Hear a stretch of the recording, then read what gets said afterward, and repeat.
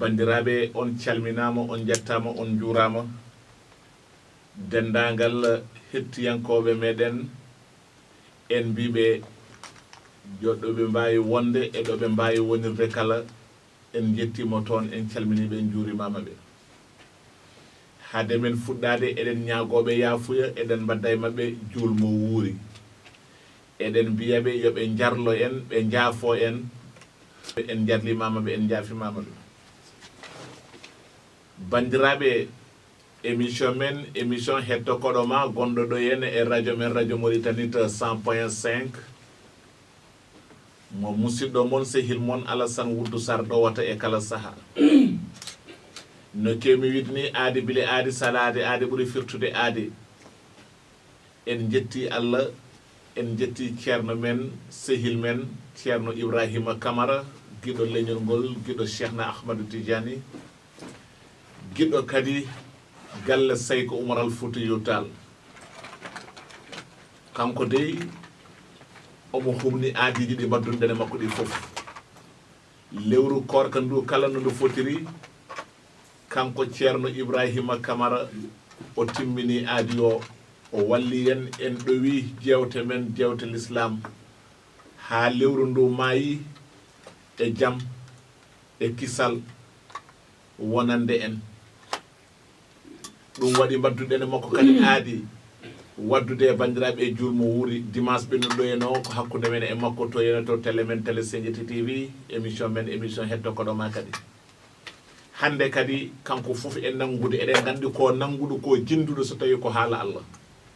gartuɗen kadi e makko waddude e makko émission meɗen émission Hétto Kodoma waddude e bandiraɓe e julmo wuuri e nder radio men radio Mauritanie 100.5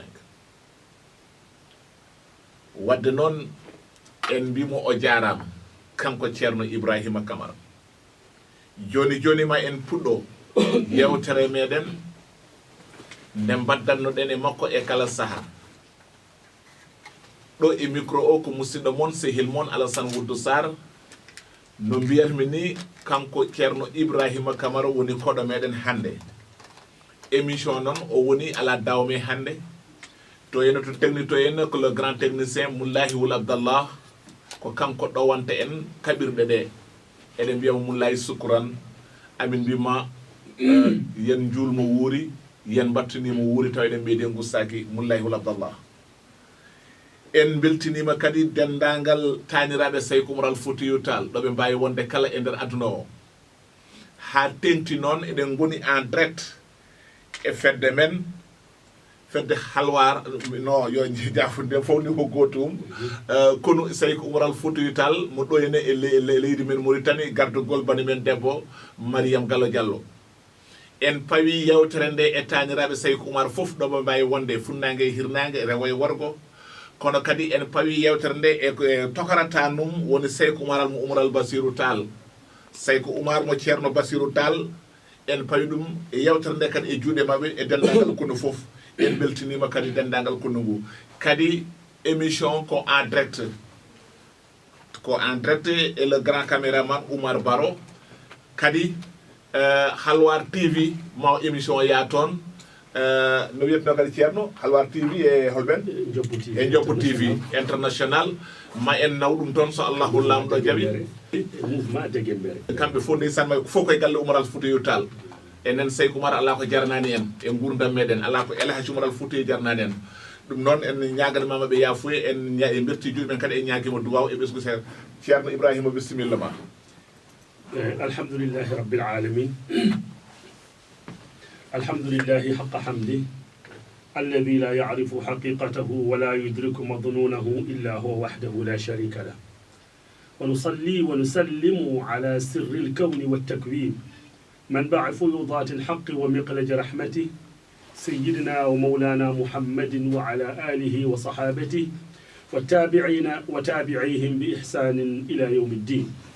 ورضي الله عن أس الوسائل ينبوع الرحمة تاج العارفين بحر الحقيقة صاحب الفيض والختم والكتم أبي العباس أحمد التجاني رضي الله تعالى عنه ورضي الله عن جميع خلفائه ومقدميه وتلامذته، ورضا خاصة عن خليفته الأكبر وصاحب سره الأشهر مولانا أبي حفص الأبهر وعمر بن سعيد الفوتي الجدوي الحلواري سادس خلفاء الحق وخاتمة المحققين، رضي الله عنه وعن أجدادنا الذين كانوا معه يجاهدون في سبيل الله إلى أن أتاهم اليقين، الذين قيل في حقهم رجال أجابوا شيخنا عندما دعا، أولئك حزب الله أهل الفضائل، وعى الله شبانا كهولا وشرخا معا جاهدوا في الله مع شيخنا عمر، فجزاهم الله عنا كل الخير. أما بعد، السلام عليكم ورحمة الله تعالى وبركاته. بندرابي جولبي، بندرابي إسلاميان كوبي، بندرابي يابوبي إن ديدو آياوجي دي جانتيدن، بندرابي هتيبي إن radio Mauritaniyaat min garti on oɗo talata barkinɗo salminde on e juurade on e ñagade on duwaw e yaafuya e wadde on julmo wuuri wiide yo Allah hokku en watturinimo wuuri barke annabi o sallllahu alayhi wa sallam. En gardini e salminaɗumen taniraɓe nelaɗo Allah sallllahu alayhi wa sallam, en pawa hen taniraɓe mawlana al mujahid alhaji Oumar al Fouti, eɗen pawa ɗum e jungo khalifa o ceerno Bachiru Muntaka Taha Cheikh Oumar, yetto dendagal ɓesgu Cheikh Alhadj Oumar, eɗen juuro khadimu hadratul umariya ceerno Madana Muntaka Ahmad e dendagal ɓesgu Cheikh Alhadj Oumar al Fouti e kuɓal alsan wuddu sar min calminima min juurimama min mbima wa aleykum ssalamu wa rahmatullahi taala wa barakatuh. alhamdulillahi alhamdulillahi caggal ne jettuɗen Allah en juulani annabi sallllahu alayhi wa sallam. En kettima ceerno men Thierno Ibrahima Camara o salmini bandiraɓe. ɗum noon Thierno Ibrahima mi yima ɗo udde ordinateur ma mi annda taw ko paaɗen walla ko faade ɗum, kono kam hannde yewtere men kam koye Alhadj Oumar Foutiyou Tall, koye kanko jiɗɗen tigi hannde yewtude so yeehi ha ɓooyi udditen ɓoggol téléphone ngol. hannde noon jiɗɗen wuurorade ko ɗum kadi kalnoɗen bandiraɓe ñanden mbiɗen jaratuɗen ko hakkude makko e caggal nde jiyaɗo Allah goto nanno halwa yidde yiidemo annabi sallllahu alayhi wa sallam, ha dañi fortagne salmodirde e nder koynol mum nulaɗo Allah ɓurɗo windere o.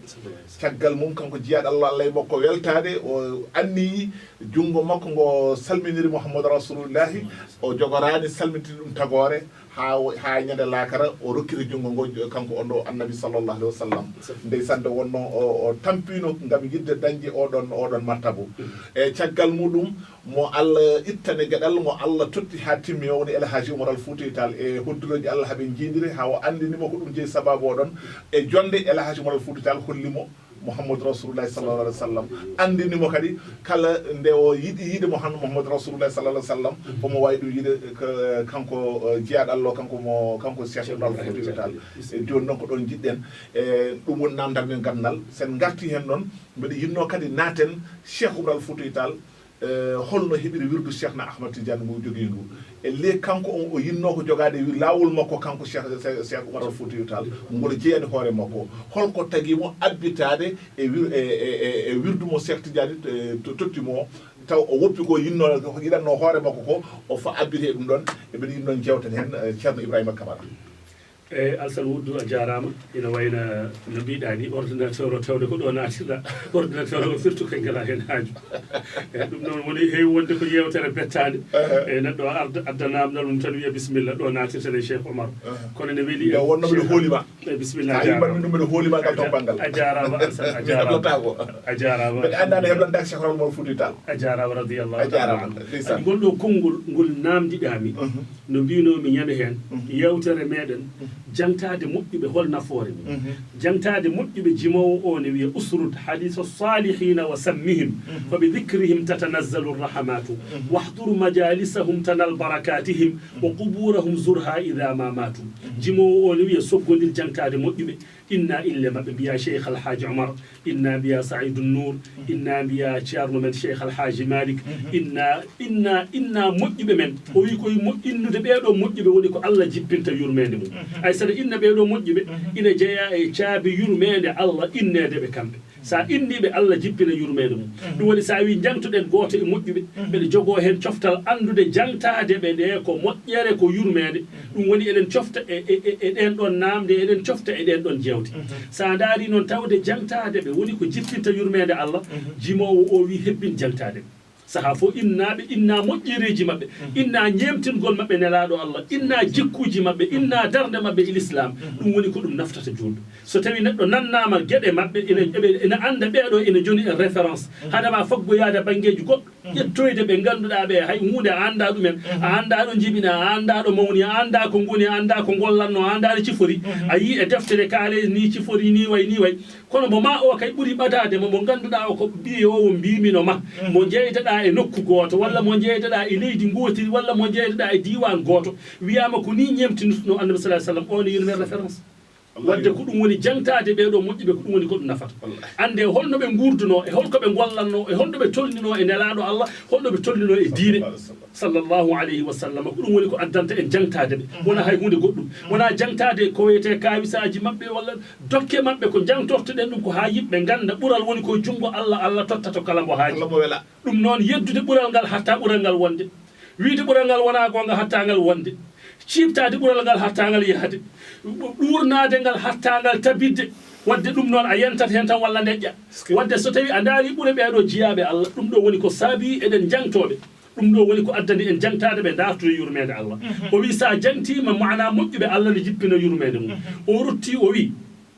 tawtore jonɗeli mabɓe keɓa e barkeji mabɓe nde tawno tawtoreji jonɗeli mabɓe sa yeehi ma nan toon Allah wi nelaɗo Allah wi sa yeehi e jonɗeli mabɓe tawata toon ko Allah wi nelaɗo Allah wi jonde noon nde tawoyta Allah wi nelaɗo Allah wi nden jonde aɗa haali tawtoroyeede ɗum wadde o wi tawtore jonɗeli mabɓe keɓa e barkeji mabɓe o rutti kadi o wi mana so tawi a jangtima ko wiyete mana ille mabɓe a dañi yurmede Allah ko noonne kay so tawi mana a jangtima ille mabɓe a heeɓi yurmede Allah sa tawtorama jonɗeli mabɓe ala kulli haalin a heɓan e barkeji mabɓe so tawi ɓe mana ɓe maayi ɓe duttima e jomiraɗo ya juuroyo kabriji mabɓe keɓa e barkeji mabɓe ko ɗum woni ko addata en jangtade firti ɓeɗo jiyaɓe Allah sa tawtorama jolle mabɓe aɗa heeɓa barke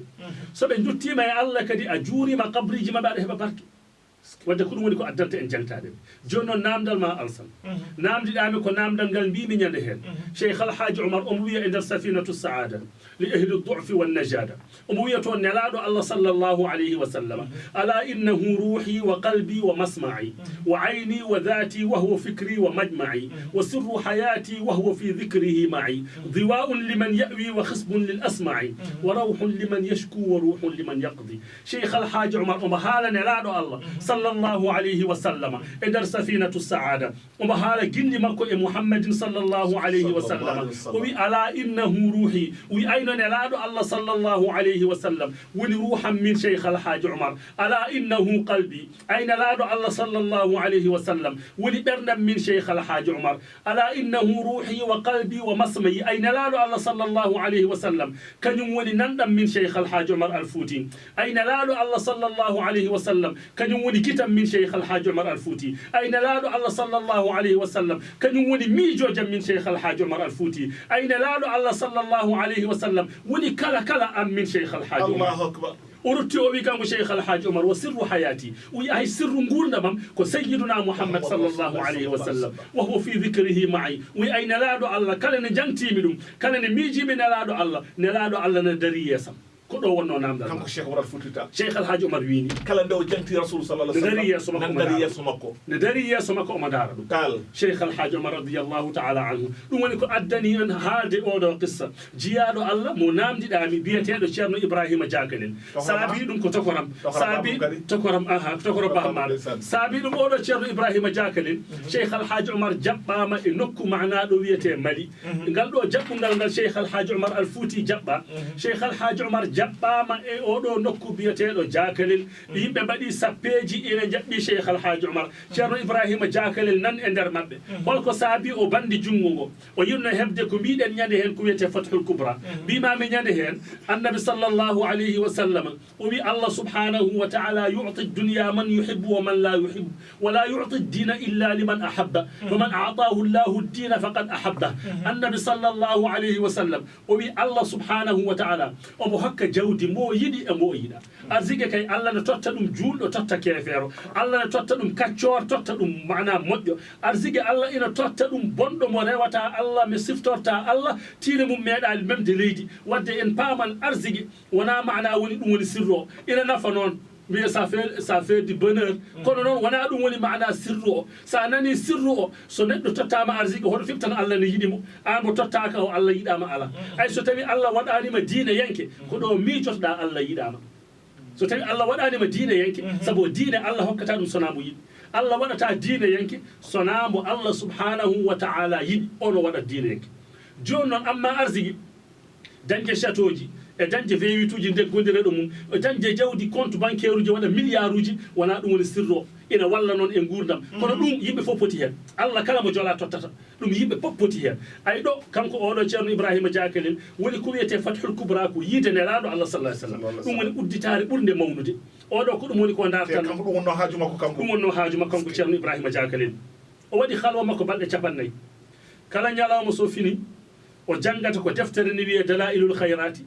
nden ɗon Dalailul Khayrati mami haalana hen secret goɗɗo tawde ko namdal kono paaɗen noon koto Diakalel paaɗen kadi koto Thierno Ibrahima tokoram ay oɗo Dalailul Khayrati Cheikh Alhadj Oumar Foutiyou radiyallahu anhu nde woni e ɗanngal o ari lawol makko ɗo yeehi Saloum o ari haw yetti Ndar o ari ha Ndar o tawi ɗon gorko goto ne wiye Malik Makumba oɗo Malik Makumba Cheikh Alhadj Oumar andunomo ko Podor ko ɗon o wonno omo juulo ko neɗɗo dañƴi jawdi Cheikh Alhadj Oumar tawimo ɗon e Ndar omo jooɗi ɗo mbiyeten ban public omo jooɗi omo ande hoore makko kanko goto omo jogui deftere Dalailul Khayrati nde ɗo omo jogui deftere nde tan omo jangga nde Cheikh Alhadj Oumar wirtimo yimo heɓtinimo wimo ɗum wona Malik Makumba o wi aha ko min kay o faye Cheikh Alhadj Oumar o salmini Cheikh Oumar Cheikh Oumar wi radiyallahu anhu ɗum wi an ko mbattaɗo an Podor mbayrunomami o wi Cheikh Alhadj Oumar min de artirimi ga e o saaha joni alhaalijam ni satti gonmi koye chômage minen somin jeehi hankkadi hamin goni e chômage gueɗe ɗe fof dartima boni tan min keewi ko artude ga min gona kam mi ɓaddito galle tan min jooɗo min gona e dartude Allah Cheikh Alhadj Oumar wima ko ɗum artirma ga o wi wallahi ɗum artirimi ɗo joni ɗo gonmi alhaaliji ɗi ne tiiɗi koye chômage bonɗo gonmi Cheikh Alhadj Oumar wima deftere joguiɗa nde ko woni o wi Dalailul Khayrati Cheikh Alhadj Oumar wi yomi yi ko jangata hen o wi kemi tan ko janggude ɗa mi silka mi rutto tawde ko julde e nelaɗo Allah sallallahu alaihi wasallam woni hen ɗum tan kemi wadde Cheikh Alhadj Oumar daari deftere nde jofanimo hen konngol gotol wimo ay ngol ɗo konngol woni fillindigol ɗo faade subaka so Allah jaɓi ma yina Allah waɗantuma Malik Makumba ƴetti deftere nde woni fillindigol konngol yeehi ha subaka federɓe e hoore muɗum nele makko yo artono ari yetti resnimo magasin mo ganduɗa o dendagal ko faate ko natanta leydi France e nder ɗo Ndar mana resnimo ɗum ardinimo ɗum kanko Malik Makumba o seere chômage joni noon mbeɗa heewi tanaɓe Cheikh Oumar ɓe ngol ɗon konngol soɓe gandi yoɓe kalan en alani mi anda kamɓe kewmi namdani wi soɓe gandi yoɓe kalan en enen deftere nde tawde eɗen jogui kam gonene kam e reftide hen bisimilla ɗum noon namdoɓe beelema ɓe kakkiti en hen ɗum ɗo Malik Makumba waddi ni e Cheikh Alhadj Oumar Foutiyou radiyallahu anhu joni noon Thierno Ibrahima Diakalel nde naati halwa nde kañumne ko nden deftere joguino ñande o janggat deftere nde laabi ujunere e nder ñalawma o yahan o janga ha timmo rutto ha wona laabi ujunere omo yiɗi yiide nelaɗo Allah sallllahu alayhi wa sallam i nelaɗo Allah nde halwa o timmi balɗe 40 nelaɗo Allah sallllahu alayhi wa sallam feeñanimo e halwa he hokkimo jungo kanko Thierno Ibrahima Diakalel nde nelaɗo Allah hokkimo jungo hankkadi o wi ko dartanno o heeɓi o heddi e nder suude he o wone ñodde bata makko o wone ñodde gant makko ha feewi o ñooti gant o ha feewi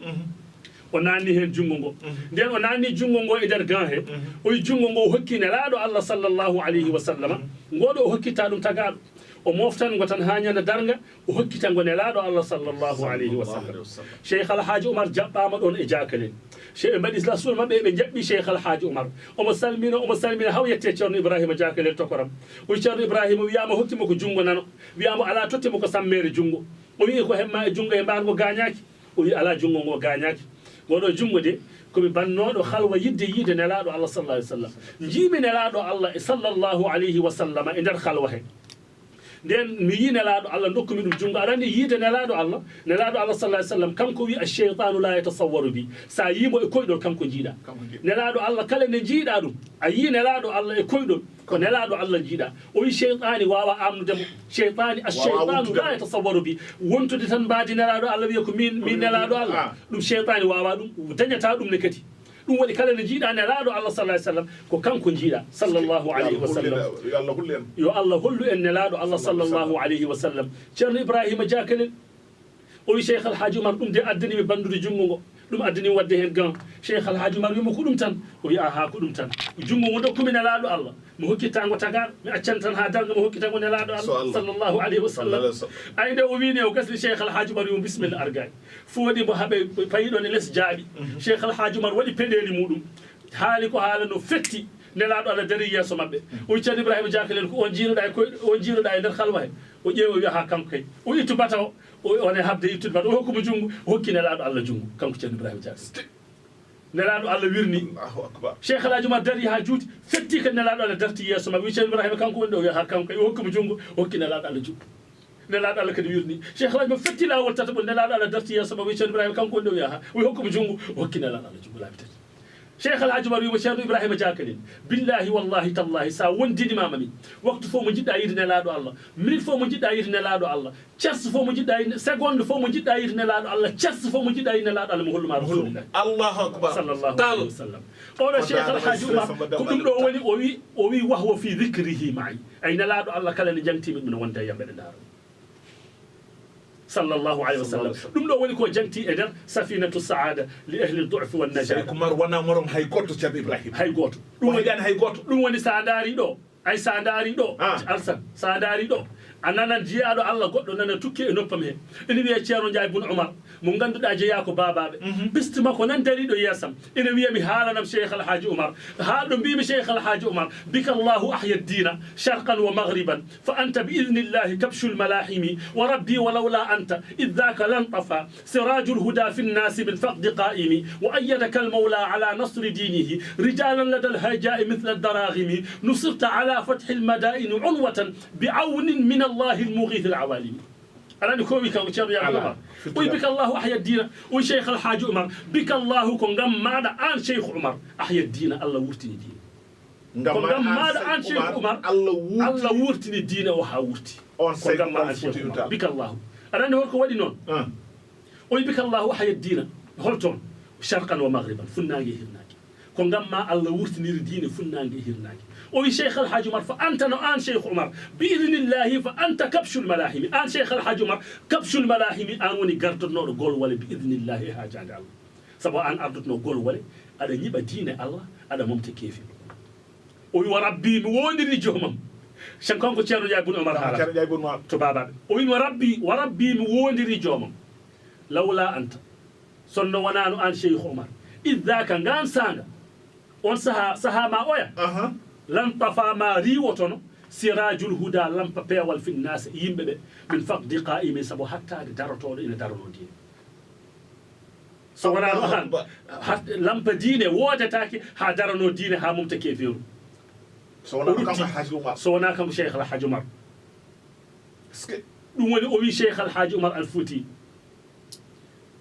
وربي ولولا أنت إذ ذاك لانطفى سراج الهدى في الناس من فقد قائم وشيخ الحاج عمر وأيدك المولى جوم السمبين ريما على نصر دينه ولد دين مكو هلك جوم السمبين ريما رجالا ورب بنغند أبي منتان رامن حمد حمل لا لا دين بنغند أبي كسبل يادنا بشيخ الحاج عمر كوين بوتل سواهاكو كوين ألفا عمر تيرنو بيلا وان إن بيدون جيابي الله وابني ɓeɗon jiyaɓe Allah ɗum woni o wi wa ayyadaka al mawla ala nasri dinihi rijalan Allah sembinirima wallude diine muɗum holko Allah sembinirma worɓe ɓe ganduɗa ɓe ko worɓe ay ɓeɗon jiyaɓe Allah ɓe ko worɓe aɗa holko waɗi ko worɓe accude gurdam no way welde ni gacca galle ma gacca ɓesgu ma ƴetta dokka fittanuma Allah jihade ne nodde gara jettoɗa mbiya han komi dartoyo Allah komi jahowo meɗa haɓoyi tene sirma ada yanana a jogorani artude sabu ko dum woni ko badda e bernde ma kono Allah buranma maya ton gona cahudinɗo dum buranma hunde fof ben don jiyabe Allah ko worbe cheikh wallahi kambe ngoni worbe be ngoni worbe wallahi kambe ngoni worbe amma la la dole su mudum ina adine ko ina yara ina woni salon mudum sahaba haala yimbe ko barar ko wala la wala dine wala budda cheikh be ton ngoni worbe be kalden be ngoni worbe wallahi kambe ngoni worbe dum do tiidani wonta salmari e whatsapp cheikh baden fere tiino den daro den wala sahaba men jokkel golle cheikh ala wana jokkol wana do golle jokkete cheikh ben don jiyabe Allah be ngoni worbe rijalan be ngoni worbe ay be don jiyabe Allah be woni be Thierno Ndiaye ibn Oumar wi rijala ko worbe jaati e gorko ko worbe jaati e gorko radiyallahu ta'ala anhu worko ardimo worbe gorko Cheikh Alhadj Oumar Foutiyou woni gorko o ardimo worbe be do worbe yaadu makko wallude diine Allah subhanahu wa ta'ala yo Allah yobal en be mojjere dum woni wa ayyata kal mawla ala nasri dinihi rijala worbe no be ganduda be misla daraghi may kono barode ni ladal hayja isa hanguru walti be bay kono barode ni saha nguru walde holko andituma be bay kono barode ni dar alpha Oumar Thierno bayla ne yehi hankadi ha 50 do ina andi dendangal ko tottano woddo yi ina andi dendangal ko jogino gasi dara walde mani do jodi o mo janga qur'ana hankadi andude gede makko do ko gasi anbe polibe do jodi no ko wino o watta o mo andi Allah yandinibe hen hankadi koko gasi do jodi o mo woni e nguru makko mo jogi kamil makko o mo janga ko do leggal zade makko taja kanko olon kanko alpha Oumar Thierno bayla wa alpha Oumar Thierno bayla walde mani sa dari ben don jiyabe Allah jodi o mo janga qur'ana o mo jime kamil makko don leggal dangal taja don o wara e jonguru makko sabu andude ko tottono gasi mayde yurminide yonde mayde worbe so wonno joni no melni ala a jotta ka ala ni anbe ko arobe ala jotta ka defter kal fawdam bangi adoga tan ha mayora adoga tan ha mayora kono kay jodade andi ko gasi anbe nani ni yettima Thierno webani dum be do jiyabe Allah dum woni o wi kanko Thierno men Thierno Ndiaye ibn Oumar o wi rijalan ladal hayja mithla darahim worbe be ganduda be saha nguru wolde be kono barode ni ورتوي شيخ الحاج نصرت أول رام على فتح المدائن عنوة أول رام ودد كل كيفيرو أول رام معنا واو نرهلكم بلرنا بعون من الله بل الأمراء الله المغيث باب طول العوالم جندانغل من درني كان يا ابن عمر كوني أوي شيخ الحاج عمر الفوتي رضي الله تعالى عنه اتاني راب من يا جنوب شيخ الحاج عمر الفوتي